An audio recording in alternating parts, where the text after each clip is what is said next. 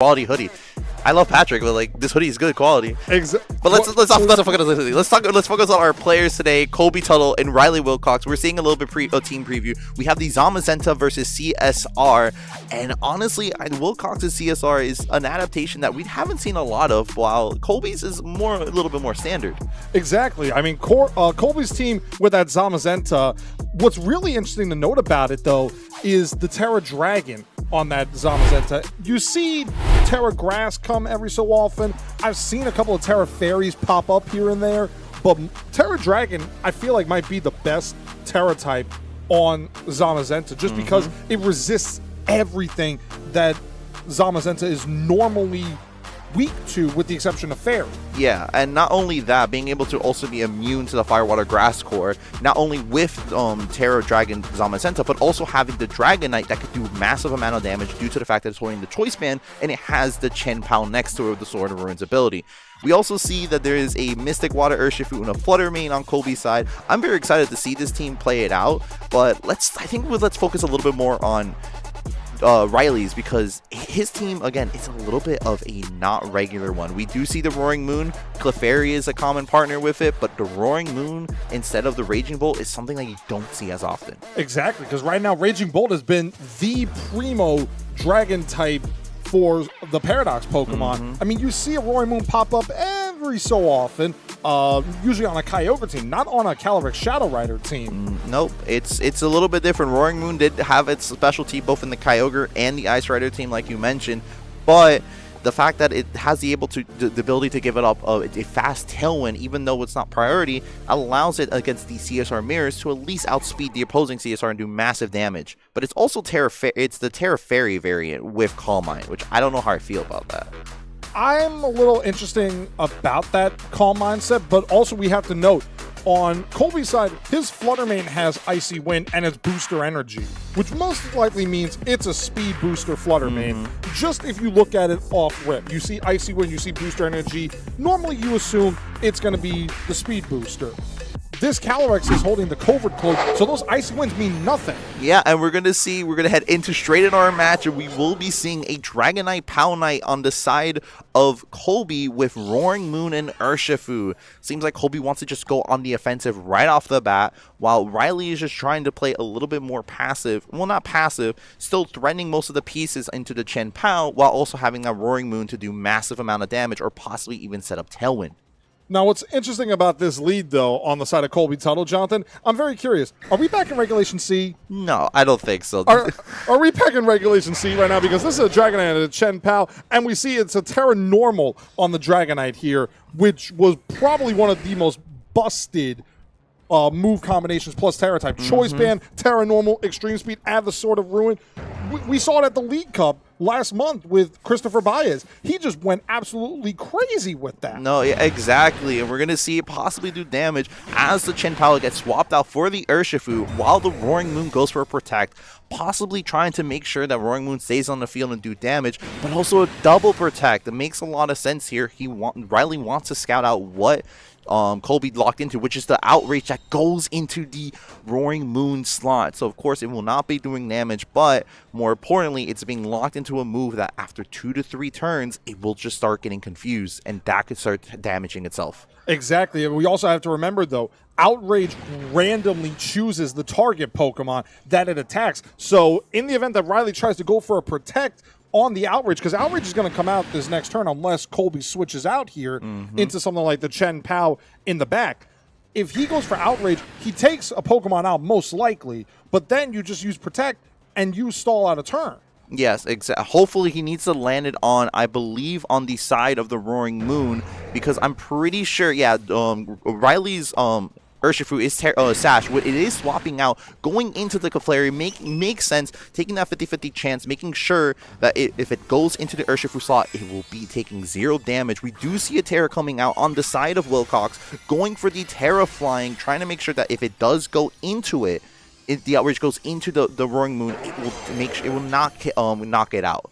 Exactly, and we do see an Acrobatics coming out from this Terra Flying Roaring Moon. It's going to do massive damage and get a one-hit knockout into the Urshifu. Urshifu is down, but Dragonite is locked into Outrage. We're going to see what happens here. It goes for Outrage, but the chosen target was the Urshifu slot, and it goes into the Clefairy, and it does no damage. That is actually unfortunate, and a lot of the momentum that Kobe had is now gone, and now Kobe needs to figure out what to do. He could swap out the Dragonite into one of his two pieces in the back with the either the Chien-Pao or the Lastmon, which we have to assume is a Zamazenta, but it seems like he's just going to be bringing out Chien-Pao right off the bat. There's a lot of options for Kobe to do here, and it seems like he's in a very tight corner of just a lot of the options that he can do, but this feels like Wilcox is in the driving seat. He really is. Riley is in a perfect position right now because the Roaring Moon has that booster energy activated. So therefore, Acrobatics goes from a base 55 power move to 110. Then you add in the Terra Flying on top of it. It's doing major damage. Then you add in the Chien-Pao with the Sword of Ruin, lowering the power or the defense of the Dragonite by 25%, and we do see it is the Zamazenta coming in. So Zamazenta gets a Dauntless Shield boost on top of this as Clefairy goes for the Follow Me. If Acrobatics goes into that Zamazenta, it'll still do some damage. It will still do damage, but it will not be going for it. Instead, be setting up the Tailwind, trying to outspeed its opponents, while Chien-Pao goes for the Ice Spinner into the Clefairy spot. Perfect, good play from Colby, being able to bring in his Zamazenta without taking any damage, and while still threatening both the Clefairy and the Roaring Moon. But the question is now, can Colby stall out the Tailwind long enough before CSR comes in the field and starts hitting that Astral Barrage or the Draining Kiss? Exactly, and we do see that with Clefairy. Clefairy does have access to that Follow Me move, which is one of the best redirection moves in the game because it's not negated by Safety Goggles, it's not negated by a Grass type. The only thing that redirects the Follow Me would be Stalwart on Archaludon or Propeller Tail on the Barraskewda, but we do see Chien-Pao switches out here back into Dragonite, potentially going for another Follow Me here as that goes into the Clefairy, but more importantly, switching out the Chien-Pao here, that actually works because it helps out Zamazenta with its defenses, as we do see Behemoth Bash come out. This is super effective, and it does take out the Clefairy. So now Friend Guard is gone, and Follow Me redirection is gone. The only thing that is helping for Riley is the fact that Tailwind is still up. Yeah, and with the Clefairy being gone, he is allowed to have a free switch in where he does bring in that Urshifu, which means it could start doing a massive amount of damage, going for either a close combat or just a Surging Strikes, ignoring the +1 defense that it got from an ability. But this does mean that Colby will have to decide whether or not he wants to go for that Terra Dragon just to be immune for that Surging Strikes. But it's going to be a tight call. Dragonite still now is free to just go for another Outrage, go for Air Relays, go for any damaging move, because it doesn't have to worry about the supportive Clefairy now that it's gone. Exactly, and the other thing we have to remember is that with the Dragonite, once it chooses a move, it's locked in, but we do see the Terra Orb come out on the side of Colby Tuttle, and Zamazenta has become one with the dragons that it was part of, with Hammerlock, where we found it in Sword and Shield, as it's now a Dragon type. And we do see Extreme Speed is the move of choice. A critical hit, a knockoff coming out into the Dragonite. That is actually really impressive. The knockoff coming out, removing the choice band, but more importantly, allowing Dragonite to use a move. Not only that, but the Urshifu going for the close combat. I believe Riley was thinking he was going to go for Terra Normal. We do see Behemoth Bash going into the Urshifu slot. It was a call from Riley expecting the Dragonite for possibly the Terra Normal, which is why he doubled into that slot. But more than a matter of fact, I believe Colby now has some momentum going in with Calyrex coming out. And not only that, the Dragonite has now so many options to go from instead of its regular locked-in Extreme Speed because of the knockoff. You're right, but also we have to remember there's still Tailwind up on the side of Riley Wilcox's team, so his Calyrex and his Roaring Moon will be the fastest Pokemon remaining on the field. However, with Chien-Pao still in the back, this Calyrex is in a really bad position with a 4-time super effective Dark move in the back pocket of Colby Tuttle. Not only that, but we are seeing Riley go for a Protect onto the Roaring Moon, I believe trying to make sure that his his Roaring Moon is a little bit healthy. We do see a Protect on the Zamazenta side as well. Colby's trying to make sure his Restrictive is safe. Extreme Speed going into that Roaring Moon will not be doing any damage, and I believe there should be an Astral Barrage coming out from the CSR, doing massive damage into the Dragon Knight and picking up a +1 due to its ability. Yes, it will be. The Dragon Knight goes down to that Astral Barrage. I mean, it was possible it could have survived. It was very close that it could have survived. But because Calyrex did knock it out, that Grim Neigh activates by the power of the Spectrier it is currently riding. And now it's +1. But more importantly, Colby has access to Wide Guard on his Zamazenta. Wide Guard is a wonderful move to have. However, it's a Calyrex. There's a Chen Pao on the field. I think this is still a chance for Colby to come back, because now it's coming down for reads. Wily can set up the Tailwind once more, but without the Terra being on the CSR and instead being on the Roaring Moon, it basically means a Sucker Punch is just free to, a double up is free to go into the Calyrex. Doesn't have to worry about the possible Terra Fairy, doesn't have to worry about anything else. It just comes down to what these players believe each of them will do. It's going to be very interesting. Any person can win this set. And we see the Sucker Punch was the play of choice. It's a one-hit knockout into the Calyrex Shadow. That is a massive play by Colby Tuttle as the Acrobatics comes out into the Chen Pao. Doesn't even bring it down to Focus Edge, but does well enough damage. And a Behemoth that's doing over 50%. While Behemoth Blast doing a massive amount, which is very interesting to see, because we do be seeing a lot of players, I think, swapping it out due to the fact of Terra Fairy being up in the Rising and it doing a lot more damage compared to Heavy Slams. But not only that, Colby will secure himself the first game of the best out of 3 and being one closer to winning that round 1. Exactly, and he actually played that game really well. Both our trainers played it really well. Colby walking into the Outrage early on turn 1, at least just scouting out a move choice. That was how Riley worked it for game number 1. But then you have the switch into the Clefairy, and the Outrage goes into the Clefairy. You could not have had a worse start for Colby in that battle with Outrage, and then losing your Choice Band on the knockoff play and the close combat. Now, that was a hard read by Riley Wilcox there. He was trying to call that Dragon Knight would go for that Terra Normal Choice Band Extreme Speed, which, I mean, it didn't have Chen Pao on the field. I wonder if Urshifu would have survived. It was a crit during that time, so technically, if it went for the Extreme Speed with the Terra Normal as a target crit, it would have picked up the KO without the Chen Pao.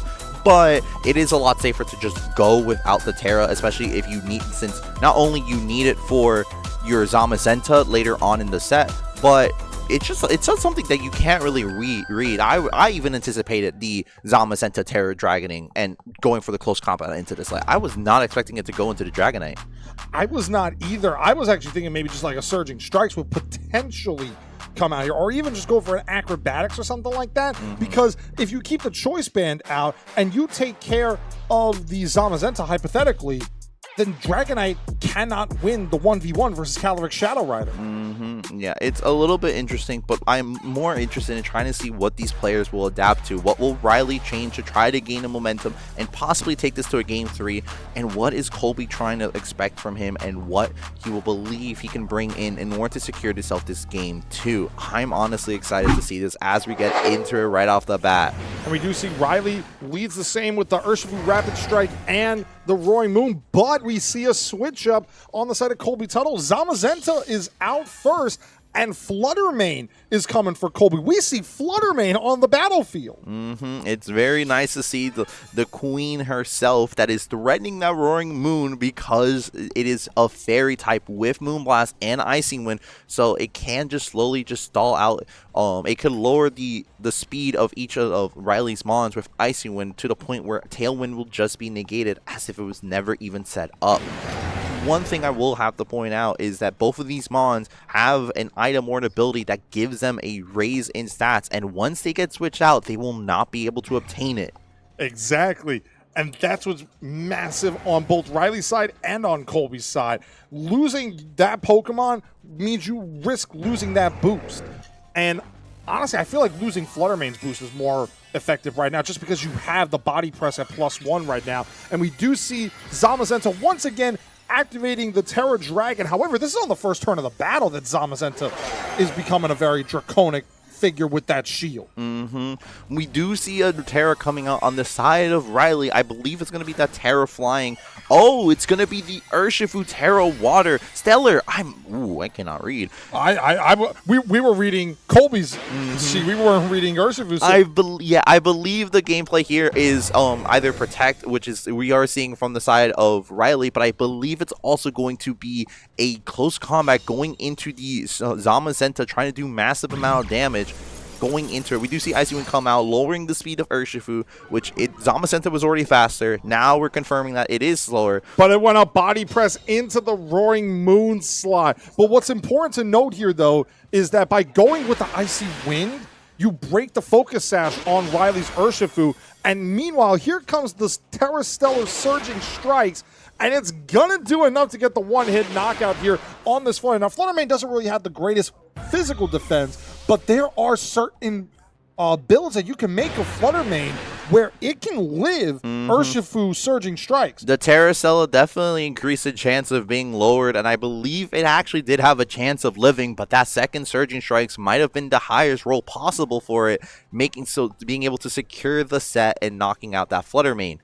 Now we are seeing Colby trying to decide what he wants to bring in, and honestly, it's a little bit of an issue for Colby.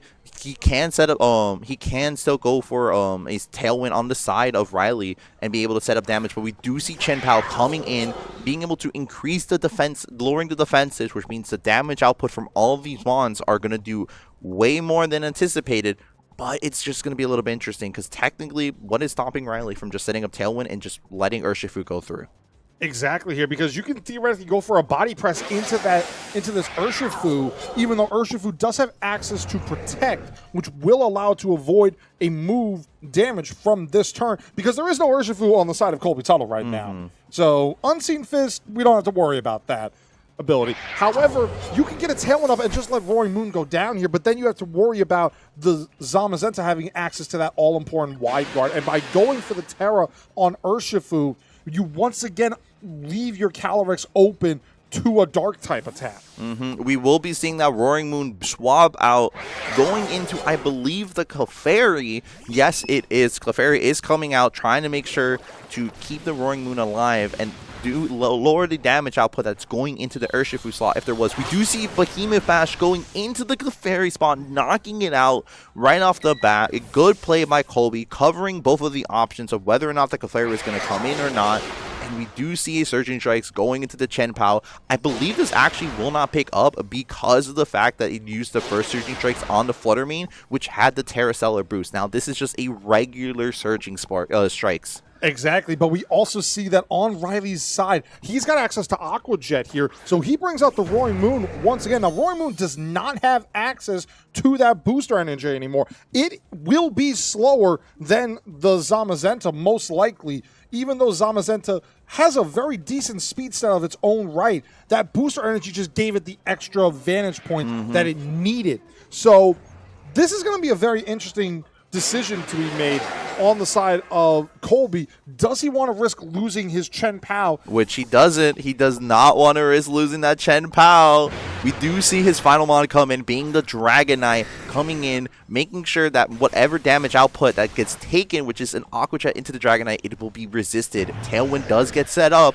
But now the question has to be asked, what did Colby do with that Zamazenta? It is a body press going into the Urshifu. It will not be knocked out, but it will be in a range of a possible extreme speed.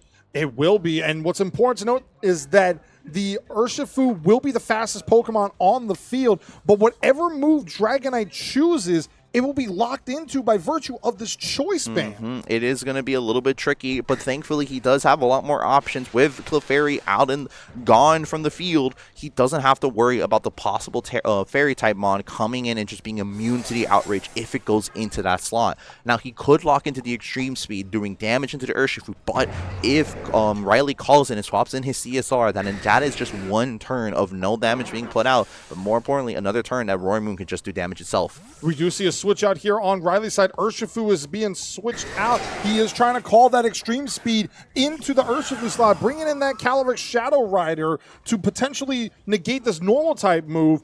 let's see what happened here. It's a knockoff into the Dragonite, bringing it down to under half HP, removing that choice band.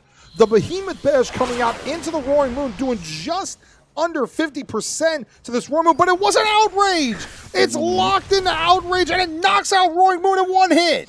That is, Roaring Moon being knocked out by the Outrage is a little bit interesting, and I do not know if that favors the side of Colby, because now, of course, he can bring in that Urshifu to be able to start doing more damage, but more importantly, that if the Outrage went into the CSR, how much damage would it have done? Would it have been enough to pick up the KO, or would it have been enough for just Chen Pao to just be able to just put it in a range of Sucker Punches, even though it doesn't have it? Ooh. And we see a Protect coming out on the side of Urshifu here, potentially trying to call that Outrage into that slot. We see Zamazenta go for Protect as well. What did this Calyrex go for? It went a Draining Kiss into Dragonite. Dragonite survived! Dragonite, and it hits the Outrage into the Calyrex in return, doing well over 50%. Not only Dragonite being able to survive the Draining Kiss, the Fairy type move, but being able to do damage into the CSR while the Urshifu Protect is phenomenal. Of course, due to Outrage's of secondary effect, it will be confused, so there is a chance that this turn the Dragonite can hit itself, but the fact that Colby now has a little bit of momentum that's causing Riley to go for the Protect and the Calyrex is very interesting. We do see Zamazenta go for the Wide Guard, but did Riley go for a close combat into... Oh no, wait, Dragonite goes first. It is confused. Will it hit itself? It will! Does! Oh my god, it hit itself in its confusion and takes it out! This is not good. If Riley went for close combat into the Zamazenta, it will do massive amount of damage, which it did. It should be able to live this, but that is not something you want. Oh, it does not a lot. I thought it did more. It did decent amount of damage here, but more importantly, I believe Tailwind is still... No, it actually expires, so now Chen Pao can come out here. This is a -1 defense Urshifu with the Chen Pao having access to Sucker Punch, and Chen Pao is naturally faster than Urshifu. A Sucker Punch at -1 might knock it out. It is the mind games, because although Riley went for the Protect this turn, he can go for it again, calling the Sucker Punch. He can go for a Calm Mind, but he doesn't. Going for the Sucker Punch lands onto the Calyrex, picking up the KO, and I believe this game is set and done. The Aqua Jet will be going into the Chen Pao, trying to pick up the KO, but I believe Zamazenta, all he has to do is just body the press into the Urshifu, and the game is done, which is what it has done. And it was a critical hit, too. A critical hit body press at the end of it allows Colby Tuttle to pick up a 2-0 win over Riley Wilcox, and that was a crazy end game there. Yeah, that was crazy. The Dragonite being able to secure damage into the CSR before it got confused was, I think, definitely something that Colby needed. Although he had Chen Pao in the back, it is nice to know that there's already damage into the Calyrex, where just in case there's a scenario where that Calyrex and the Zamazenta are just on the field by itself, at least a Behemoth Bash could maybe pick up the KO. And what's also impressive is that Colby, both times, he has Chen Pao out on the field in front of the Calyrex Shadow Rider.